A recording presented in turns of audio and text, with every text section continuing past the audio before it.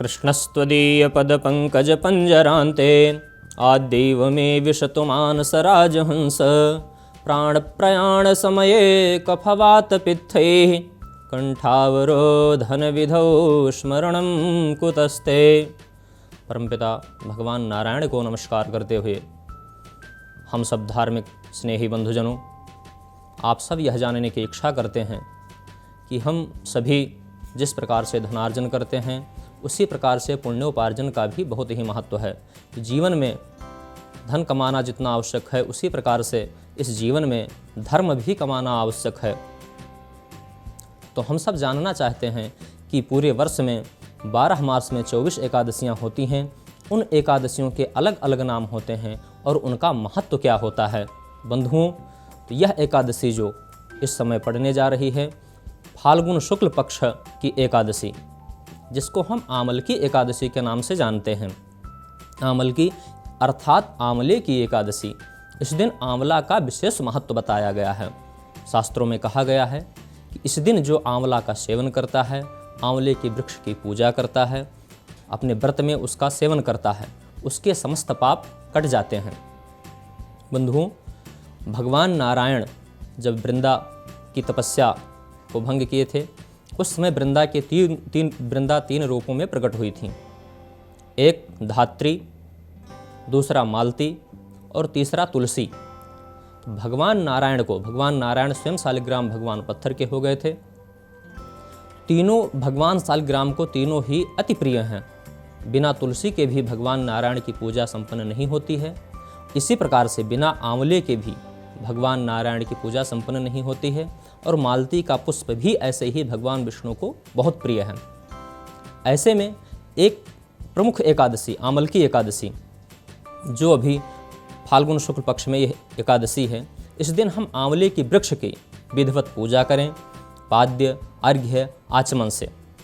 फिर तुलसी अर्पण करें, फूल और चंदन और मालाएं अर्पण करें और हम उसकी परिक्रमा करें। परिक्रमा से हमारे जो भी समस्त पाप होते हैं वो कट जाते हैं। कहा जाता है कि यानि कानि च पापानि जन्मांतरीकृतानि च तानि सर्वाणि नश्यन्तु प्रदक्षिणाम पदे पदे। हम यह बार बार जो परिक्रमा करते हैं, इससे हमारे जन्म जन्मांतर के कल्प कल्पांतर के सभी पाप कट जाएं। ऐसी हम प्रार्थना करते हैं, आंवले की वृक्ष की पूजा करते हैं। और आंवला यह विशेष रूप से यह शुक्ल पक्ष की एकादशी जो आंवल की एकादशी, इसमें आंवला क्या है, हमारे जीवन को आगे बढ़ाने के लिए, प्रेरित करने के लिए, और जो भी हमारे अंदर यदि कोई कमी है, कोई रोग है, कोई दोष है, तो उसको आंवला समाप्त करता है। आंवला एक प्रकार से अमृत तुल्य ही है। तो यदि कोई रोगी व्यक्ति है और वह सदैव आंवले का सेवन करता है तो भी वह निश्चित ही दीर्घायु और स्वस्थ हो जाता है। भगवान नारायण से ही उत्पन्न होने के कारण इसका विशेष महत्व है। बंधुओं, यदि कोई गलती से भी आंवले का सेवन कर लेता है एकादशी के दिन, तो भी उसके समस्त पाप कट जाते हैं। कहा जाता है कि एकादश्याम पक्ष युगे धात्री स्नानम करोति यः। जो व्यक्ति दोनों पक्षों की एकादशी को आंवले का सेवन करता है और आंवले से स्नान भी कर लेता है, सर्व पाप क्षयम याति, उसके सभी प्रकार के पाप का क्षय हो जाता है। सभी प्रकार के पाप उसके कट जाते हैं। विष्णु लोकम महीयते, और वह व्यक्ति भगवान विष्णु के लोक को प्राप्त करता है। एकादशी के व्रत में, सभी व्रतों में उत्तम यह एकादशी का व्रत, भगवान ने गीता में कहा कि सभी व्रतों में मैं क्या हूँ, एकादशी हूँ। एकादशी ही क्यों? क्योंकि हमारी पंच ज्ञानेंद्रियाँ और पंच कर्मेंद्रियाँ 10 और उसका राजा मन, यह 11 को अपने बस में करने के लिए, अपने अनुसार चलने के लिए सदैव हम एकादशी का व्रत करते हैं। क्योंकि यह ना हो कि दृष्टि जो देखना चाहे वो देखे, नहीं, दृष्टि जो हम देखना चाहें वो देखें। कि हमारा शास्त्र क्या कहता है कि सदैव हम सर्वे भद्राणि पश्यन्तु, हम अच्छा ही देखें। ये दृष्टि वो नहीं जो वो देखना चाहे, अच्छा ही हमारी दृष्टि देखे। गलत चीज़ें हैं तो उस पर हमारी दृष्टि ही न जाए, ये हमारे शास्त्र की परंपरा है।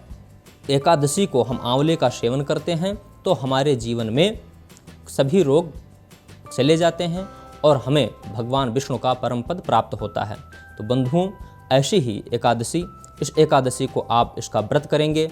आप व्रत में ध्यान दें कि असत्य भाषण नहीं करना होता है, उसके जो नियम हैं, असत्य भाषण ना करें, दिन में आप सोएं ना, बार बार जल ना पिएं, बार बार किसी चीज़ को खाएं ना आप, क्योंकि उससे व्रत भी आपका खंडित हो जाता है।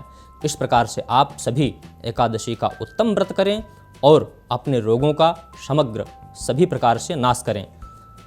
बंधुओं, इसी प्रकार हम पुनः आगे एक नई जानकारी के साथ उपस्थित होंगे। तब तक के लिए दीजिए आज्ञा। नमस्कार।